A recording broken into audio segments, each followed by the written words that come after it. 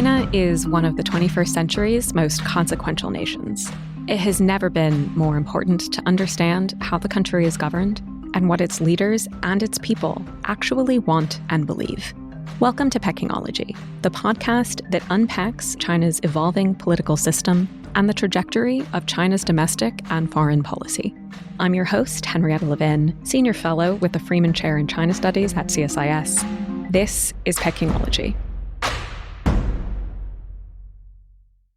I am very pleased to be joined today by M. Taylor Fravel, Arthur and Ruth Sloan Professor of Political Science and Director of the MIT Security Studies Program. Taylor recently published a fantastic article in Foreign Affairs titled, "Is China's Military Ready for War? What Xi's Purges Do and Don't Mean for Beijing's Ambitions." Taylor, it is great to see you. Thanks so much for having me. Delighted to be here. We like to start all of our episodes with a personal question. So how did you become interested in China and its strategic ambitions? Sure. So when I was 16, my father, who worked for a large American construction company, was transferred by his employer to Taipei, Taiwan. And so I ended up, the whole family moved to Taiwan, and I lived in Taiwan for the last 2 years of high school, a proud graduate of the Taipei American School. And it was my first time living overseas, first time in Asia, and it left quite an impression. So by the time I got to college, I wanted to major in history, focusing on Chinese history. And one thing led to another. I ended up in a PhD program in political science, focusing on Chinese foreign policy. But had it not been for that life experience in the late 1980s, I don't think I would be sitting here with you today, at least talking about an article that I've written on China's armed forces and associated issues. That's great. Well, turning to that article, I'm hoping we can dive into the purges within the People's Liberation Army, especially at senior levels. You've highlighted in the piece that an incredible 3 of 6 uniformed positions on the CMC, on the Central Military Commission, are currently vacant. And more than 20 senior PLA officers have disappeared or been removed from their positions just since the 20th Party Congress in 2022. Why is this happening, and why now?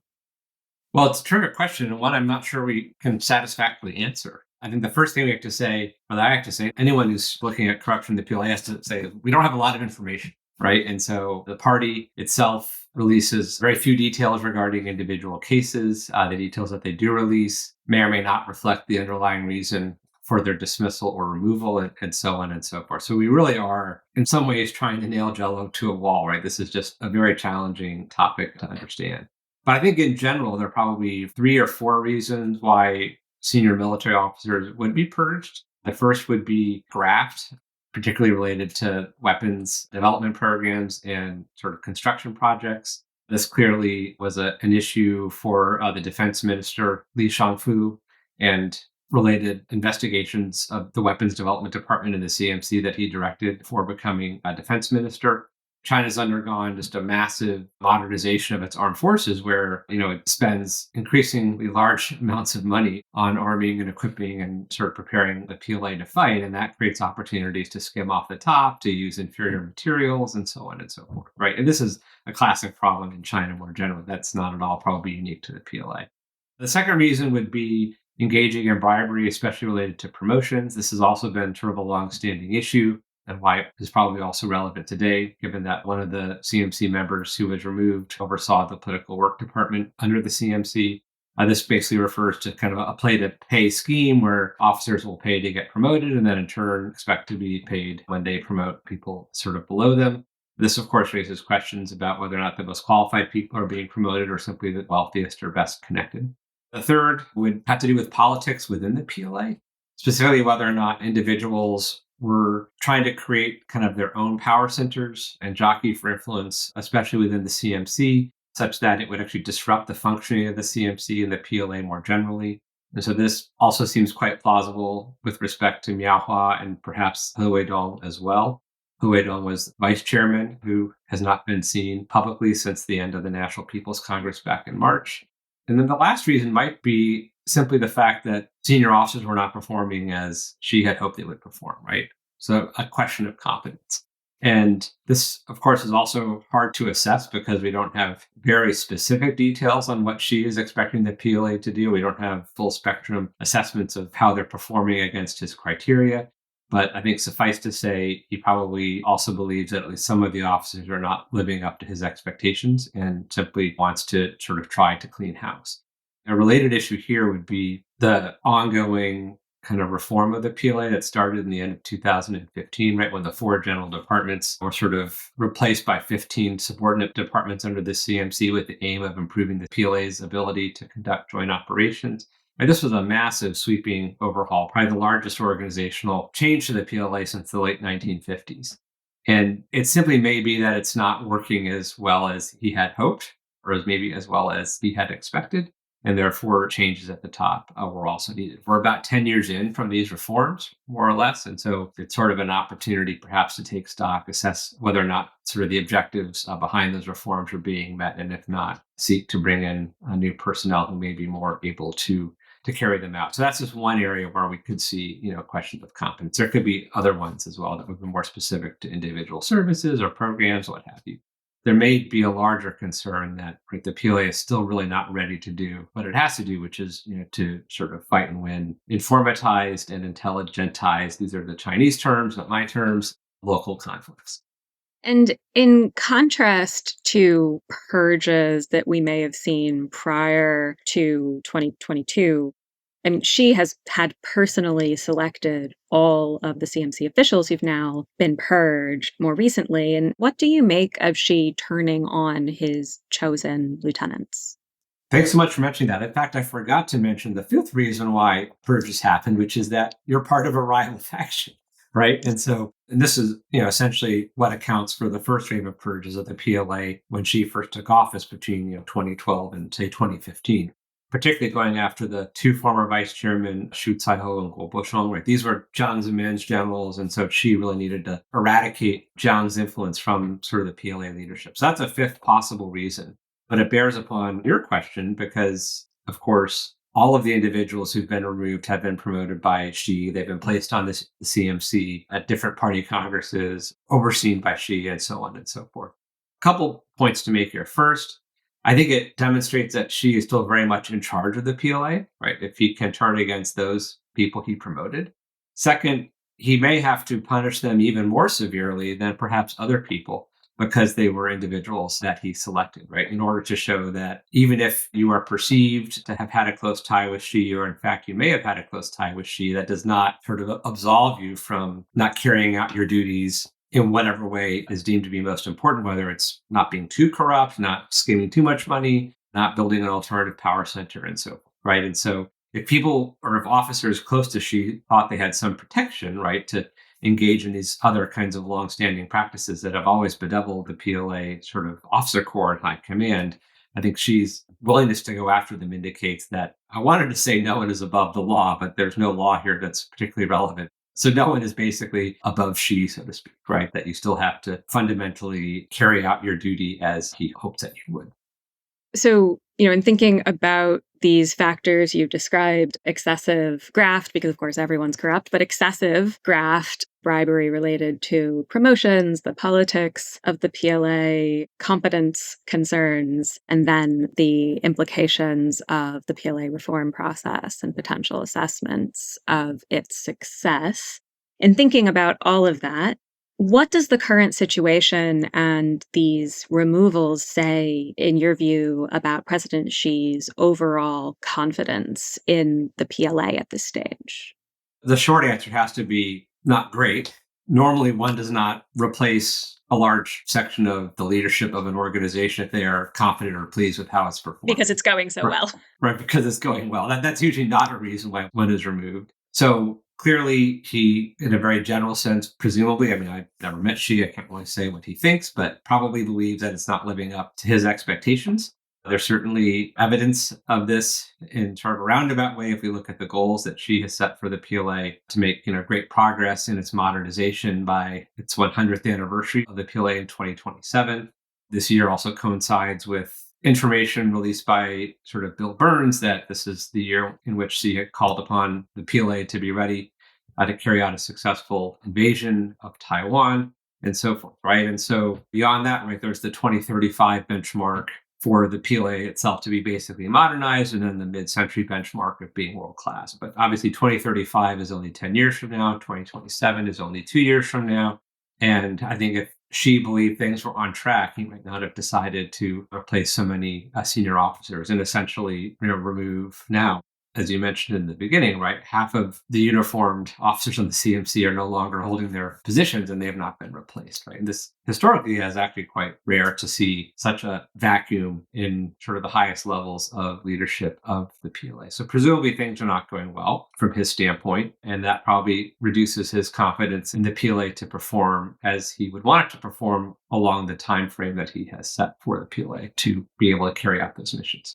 And with these many senior vacancies across the PLA and in the CMC, especially the Central Military Commission, how do these vacancies, in your view, affect Beijing's decision making on strategic and military issues? What does it mean in practice for these seats to be empty? And what would it mean in a crisis? Let me pull the crisis question for a minute, come back to that. I think on managing the day to day affairs of the PLA, I think it has a number of important implications. The most important of which might be simply that it will induce greater caution at lower levels, force more decisions up the system, and slow decision making more generally. So, what do I mean by this? I think at lower levels, individual officers are probably quite worried about getting ensnared in whatever might have ensnared these very senior officers. That probably induces much more cautious and conservative decision making based upon the lowest common denominator, what might be acceptable in the particular domain, and so forth. It might also mean that decisions are going to be pushed up the system because no one really wants to be responsible for making a critical decision. So, say if it goes from the service headquarters up to the Joint Staff Department, could even then go up to the CMC, right? Because of these kinds of conditions. But then the CMC itself, right, is sort of handicapped by the absence of key personnel, and those in the general office may also be more reluctant to make kind of very important decisions. And so I think it really has the potential to slow the pace of activity across a wide variety of spheres, from weapons development to exercises to training. I don't think this necessarily means like we will see fewer Chinese ships and aircraft around Taiwan, or in some cases the tempo of operations in areas where the PLA has been operating quite frequently will probably continue. But I do think if we could sort of really have great access to what the PLA is doing, and again, we have to remember we don't have great access to what the PLA is doing, we probably see decision making being slowed in general, and then key decisions being forced up to the highest levels of the system, where again, perhaps the lowest common denominator might also prevail there, right? This is not unlike what would happen in any Chinese ministry or party organization that was undergoing significant leadership upheaval, right? So the PLA is very much a party army, which means that its sort of politics in many ways are similar to those of other party organizations. Of course, the PLA is different because its duty for the party, right, or its mission, right, is to engage in preparing to use military power to achieve the party's objectives, whether that's saving the party at home or prevailing in conflicts abroad. But it is still very much a party organization. It's run by a committee in the way in which everything in the party is run by a committee. I think this is sort of a long answer to your question that is somewhat abstract and perhaps unsatisfying. But I think this is a very general dynamic we ought to expect. I mean, there are other issues like decreased morale, perhaps increased infighting at lower levels, again, for people to protect themselves and push blame for what might be viewed as a bad decision or as a mistake onto other people. Clearly, we've seen reports, some apocryphal, about flaws in kind of China's advanced weapon systems, reports that some missiles may have been filled with water, not fuel. I'm not sure I entirely believe that, but the US intelligence community did sort of report that, and Bloomberg covered it and so forth. And so it's out there. Silo doors that needed to be replaced, or blast doors on silos that needed to be replaced, and so forth. And we know earlier, corruption challenges within, the aircraft carrier program, the J-15 program, and so on. This is like completely not unexpected. So I think that also feeds into concerns about how ready the PLA is. Now, in a crisis, I think there's two dimensions. There's the military dimension, like will your equipment and personnel and forces sort of perform as expected? And then there's the political dimension of how to sort of handle the crisis. Now, I think in any major crisis that China finds itself in will fundamentally be managed right at the political level by Xi and the Standing Committee of the Politburo, and that would not be inconsistent with sort of for the history of crisis decision making in China. The PLA has never really played an outsized role in managing the crisis; it's always played sort of a subordinate role. However, with the purges, one has to ask: would Xi be confident that he was getting accurate information from the military in a crisis? For better or for worse, I'm old enough to remember the EP3 crisis when the PLA did not give Jiang Zemin great information and withheld information for a significant period of time and so forth. And so one has to ask, I mean, even though Xi is much stronger, more powerful leader in many ways than Jiang has been, would he believe necessarily all of the information that he'd be getting from the PLA? And that we wouldn't know exactly given the specifics of the crisis, but this is a sort of a hypothetical sort of answer to your question. But I think the PLA might send up information that Xi wants to hear. They might not send other information that perhaps does not make them look good or raises other questions. I mean, we don't really know what happened in kind of very specific cases, but it certainly is the case that this has happened before and could very easily happen again in a way that would have a significant impact on how Xi and the other Chinese top leaders decide to manage the crisis. So I think it could have a very significant impact in the future in that context. So you've highlighted some of the ways in which the PLA potentially failing to meet Xi's expectations when it comes to military modernization and capability development may have been a contributing factor to these purges. But could you go a little deeper on how the purges could then themselves affect PLA capabilities, kind of putting the decision making piece aside when it comes to modernization? What kind of impact will this have? I mean, there are two ways to think about this. One would be the pace of weapons development. Now, clearly, it's been quite rapid in China, and I suspect it will continue to be quite rapid, but it might not be as fast as it otherwise would have been in the absence of these cases that have come to light about corruption in the weapons, equipment development department and so forth. So this would presumably lead to more intense scrutiny of certain weapons programs, especially those that are linked to companies or individuals who've been implicated in corruption. It could lead to even more general efforts to recertify systems and really make sure that everything is going to perform as expected. That can take a lot of time away from training and other kinds of activities. I mean, in the end, you can complete that process and be more confident, but I suspect it could have an impact in the short term.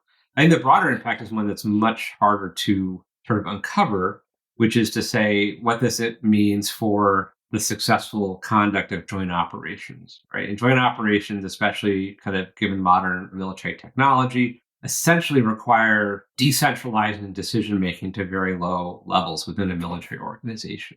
And this has always been a big challenge for the PLA because, again, as a party institution, it has sort of a tendency towards centralization in decision making. And to ensure that the PLA sort of performs as expected, there's also strong incentive to centralize decision making. And so, going back to my previous point, if this is true, then you're going to see probably less delegation to lower levels and then perhaps more caution at lower levels, such that it's going to be much harder to carry out the kinds of joint operations that the PLA has at least said that it wants to carry out.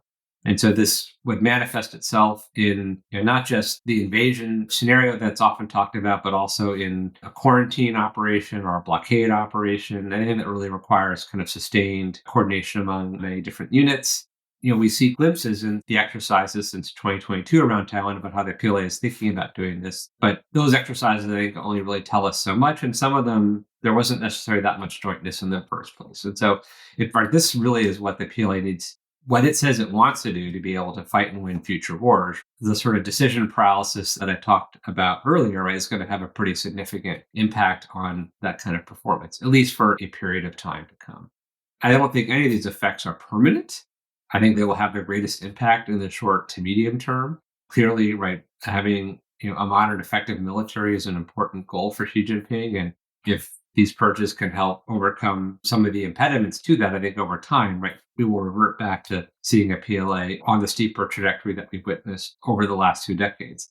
But when you have such upheaval at the top in a centralized system where a lot of decisions are going to get pushed to the top, it suggests that it's not going to be able to perform as perhaps envisioned in all of PLA military writings on what it means to carry out effective joint operations under conditions of informatization and intelligentization. Again, not my words; those are the PLA words, where they talk about essentially fighting and winning wars characterized by widespread use of information technology and intelligence systems. In your foreign affairs piece on this topic, you have some interesting thoughts on how the purges affect or don't affect the risk of Beijing deciding to pursue a significant conflict. And in your piece, there's a conclusion that based on Beijing's decisions to go to war historically in Korea, in India, and in Vietnam, looking back at the 50s, 60s, and 70s, you conclude that Chinese leaders' confidence in the PLA's abilities probably will not be a decisive factor in the ultimate choice to choose war or not.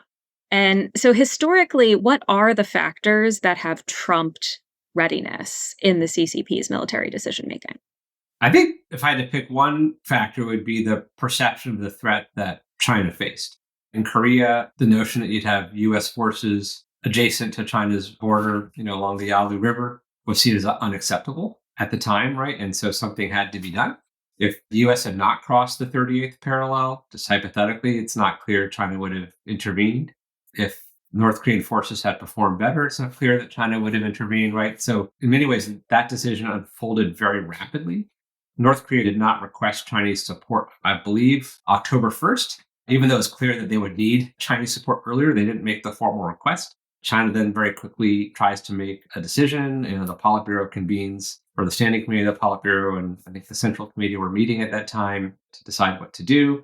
It's a very contentious decision, less perhaps because of, in that case, PLA readiness itself, but the country's readiness in terms of the need to focus on sort of economic reconstruction after 4 years of really punishing fighting in the Civil War. The fact that the PLA had not yet fully controlled the rest of the country, right? It was engaging what were called bandit suppression campaigns to root out all the remnant KMT forces really through 1951, and so on and so forth. It was just not seen as the moment when China was ready to stand up to what was then the largest and most industrialized and most powerful military in the world, that of the United States. But at the same time, right, the threat of having that military on China's border, thus posing a threat to the industrial heartland in the Northeast, was also seen as unacceptable. And that was the prevailing threat calculus in Korea. In India, a lot of it had to do with the dynamics of the border dispute, but also Chinese concerns at the time, right, that India was seeking to take advantage of Chinese weakness with the famine of the Great Leap Forward, the revolt in Tibetan areas that had occurred in the years preceding the war, as well as Indian policy. And so, although they had tried to bring about a negotiated settlement with India, it failed, including Zhou Enlai's visit to New Delhi in April of 1960, other diplomatic efforts in the summer of 1962.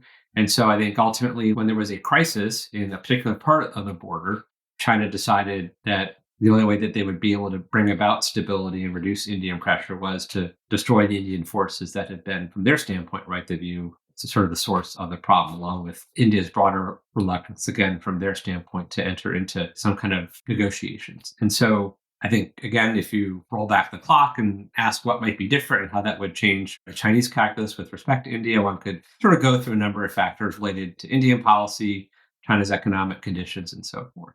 And in this case, there had been a significant purge of PLA leadership in 1959 after the Lushan meeting, when Peng Dehuai had the temerity to question some of Mao's policies, and then was sort of very quickly cashiered along with his lieutenants. And Peng, at that point, had an outsized role in the PLA, where he was responsible for all of the PLA's daily affairs. And the Central Military Commission was really probably much less important in terms of the PLA's operations and function. So that was like a really big deal. In the Indian case, China had amassed a superiority of forces along the border. And thus, even though the PLA had undergone this upheaval at the highest levels only a few years earlier, the final military outcome perhaps was not in doubt, just given what China was able to bring to bear. Then in 1979, this is a moment when China-Soviet relations are really poor. China has fears of encirclement from the north and the south. The Soviet Union forms a military alliance with Vietnam. Vietnam then invades Cambodia, which China had been supporting. And so there seemed to be a very strong imperative to take action to counter what was perceived to be the Soviet threat by attacking Vietnam. you can see how the Chinese leadership identified threats in these different situations that sort of essentially created pressures to act sooner rather than later to reverse what they saw as kind of negative trends. So to keep the US away from its northern border, to reduce what was perceived to be growing pressure in its very vulnerable southeastern flank in 1960. And then lastly, to like counter what were viewed as efforts at encirclement by the Soviet Union in 1979. And recognizing, these historical decision-making processes remain quite opaque in your review of these cases, I'm curious if you saw evidence that in any of these scenarios with Korea, India, or Vietnam, there was consideration or acknowledgement on the part of Mao or Deng, CCP leaders, that the PLA was not in an optimal shape, that the PLA readiness was not where they wanted it to be, but that they needed to move anyway because of the immediacy of the threat they perceived? Or was readiness not even in those deliberations? Was it all about the external environment? Great question. So in Korea, the debate really is about whether or not the country is ready. Most Chinese leaders had hoped to be an opportunity to rebuild the country after the Civil War. And we tend to forget just how militarily devastating the Chinese Civil War was. Side note to any political scientists out there, you should study the Chinese Civil War because it's like the great understudied case in the political science literature. This was massive set of military campaigns over much of the country that were hugely devastating to the economy, to human life, and so forth. There's very clear evidence in the deliberations as to whether or not China was ready. So it's a little bit less about PLA readiness, narrowly defined, but more about national readiness, broadly defined. In many cases, the PLA probably had some advantages, at least in terms of having all those years of experience in the Civil War to be able to conduct effective operations. But then again, light infantry versus the mechanized power of the U.S. Army is also very, very different. And by light infantry, I mean like they had no vehicles, right? This was simply foot soldiers. And so even if you had a lot of hardened kind of battle experience, you would still have to ask yourself if you were like kind of ready to do that. The best evidence that comes from 1979. Zhang Jun, in his memoir, talks about going and inspecting troops who had been very sort of hastily mobilized. I believe his trip was in late December, maybe early January. I have to check my notes. But then he comes back and tells Deng that, they're really not ready. Like we have to wait. And that led to waiting a month.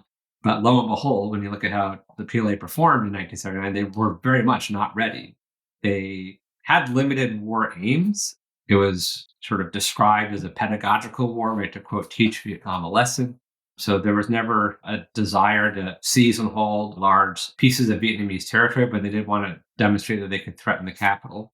After a month of fighting, they had made decent progress, but at an exceptionally high price relative to what I think they had thought they would pay going in.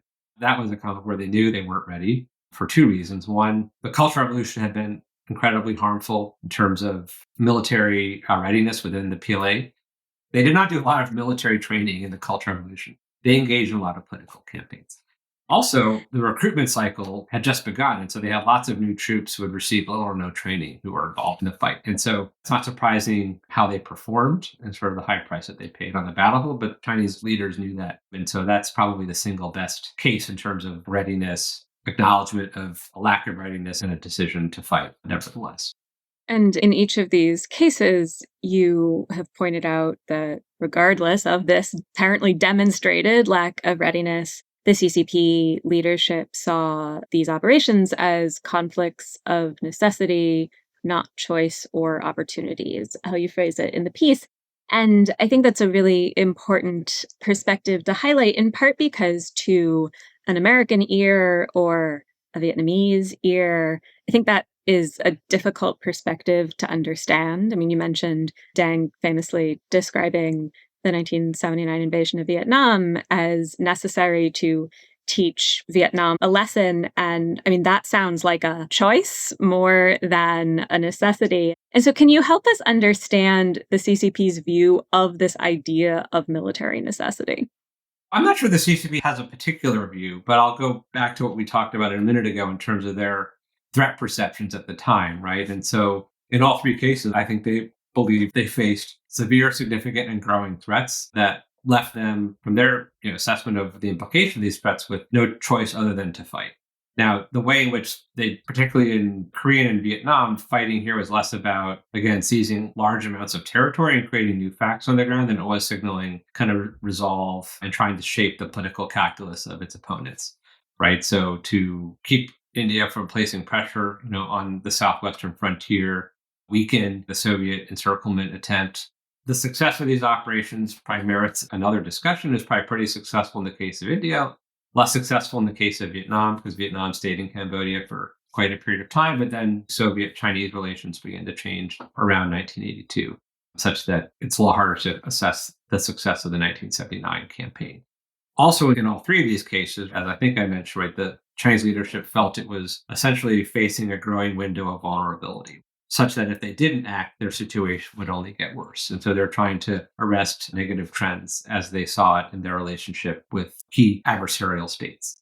And so, in that sense, war is always a choice. So maybe I didn't use the best choice of words in trying to set up this distinction. But what I had in the back of my mind was discussions about China's calculus today with respect to Taiwan. And there's sort of members of the US kind of China watching or analytic community who believe that China will attack as soon as it believes it is ready.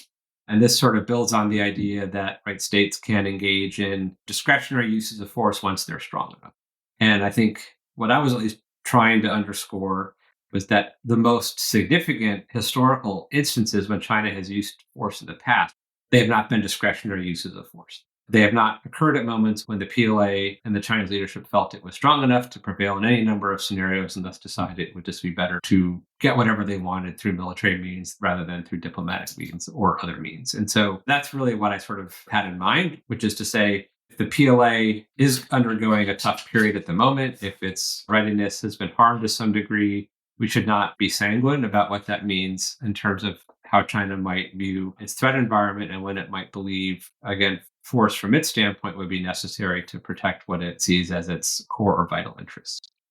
In looking at these case studies, we've been discussing whether the CCP will make a clear yes or no decision to go to war. I mean, something that today seems perhaps most relevant to a Taiwan scenario. But I'm wondering how these purges and overall PLA readiness could affect Beijing's decision making when it comes to military activity short of war that still carries some significant risk of escalation, for example, gray zone coercion in the South China Sea against Southeast Asian ships.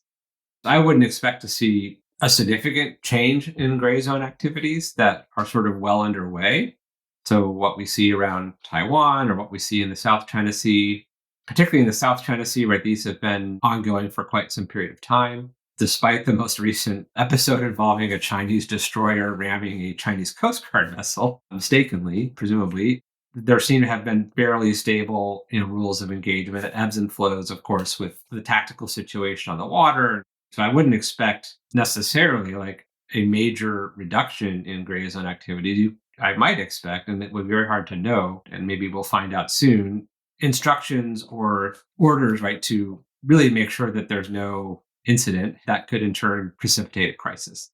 You already see this in the South China Sea, where at least they try to very much to keep gray zone activities in the gray zone. So what was notable about this most recent episode around Scarborough Shoal was the fact that a destroyer was involved in chasing a Philippine Coast Guard vessel, which was quite unusual for how they normally operate most of the time. PLA vessels will stay over the horizon and let Chinese Coast Guard vessels sort of engage in the direct instances of coercion. If all of my other sort of speculations are true, right, that corruption has hurt readiness, this is probably not a great time to have a military crisis. All else equal, you might expect there to be a little bit more discipline in how these gray zone activities are carried out. I wouldn't expect them to stop either, because of course China pursues them because it believes there's value in doing so and probably still wants to sort of maintain that value. So I think that would be one way to think about it. Of course, the gray zone involves lots of actors who are not military actors and have their own chains of command and so forth. And so it's a much larger issue than just viewing it in terms of PLA operations. And so, sitting here at CSIS in Washington, I have to ask about the US China relationship as well. So, hoping you can speak to what the purges mean for the US China military to military relationship. And what advice would you give to President Trump or Secretary Hegseth on communications with the PLA, especially now? There's not a robust military-to-military relationship at the moment. There have been some working level talks. I believe in April, there was a meeting of the MMCA to discuss maritime issues. China did not send its defense minister to the Shangri-La dialogue, so there's no opportunity for any kind of interaction between the U.S. Defense Secretary and the Chinese defense minister, which has happened sort of before. It's unclear how significant an impact the purges would be. I think all else equal, it would probably create a bit of reluctance on the part of the senior Chinese military leadership to engage in sort of high-level discussions. So there's already lots of other reasons why they would be reluctant to do so, but even more now, given the risks that would be involved for not handling them well in the case of the purges. And presumably they have also not been instructed by Xi Jinping to engage in high-level sort of diplomacy with the United States. We'll just have to watch this space and see how it evolves. I mean, U.S.-China relations are not as tense in some ways as they were a year ago, or at least there are these ongoing trade negotiations that keep getting extended. So maybe it's a journey and not a destination, but it sort of seems to create an environment in which Xi and Trump can meet, I guess, in late October or early November. And so in that context, one could see perhaps, depending upon how the November meeting goes and what sort of the underlying trade settlement is and how that relates to all of the other questions between the United States and China that are longstanding, that there may be some greater exchanges, sort of very high levels of the two countries' militaries after Xi and Trump meet. If they don't meet, or if it doesn't go well, then perhaps we will see a continuation of kind of the status quo, which I think is probably partly influenced by the purges, but also partly influenced by, I think, the PLA's overall general reluctance to engage in these kinds of dialogues, especially absent very clear guidance from their senior party leadership. Well, I wish we had more time, but I think we'll have to wrap there. Taylor, thank you so much for coming on the show. To learn more about Taylor's thinking on PLA readiness and Chinese military decision-making, I hope you'll read his recent Foreign Affairs piece. And to our listeners, we would love to hear what you thought of the show and which guests you'd like to see on Pecology in the future. You can send your ideas to pecology@csis.org. If you're new here, we hope you'll subscribe, and we'll be back in your feed in 2 weeks.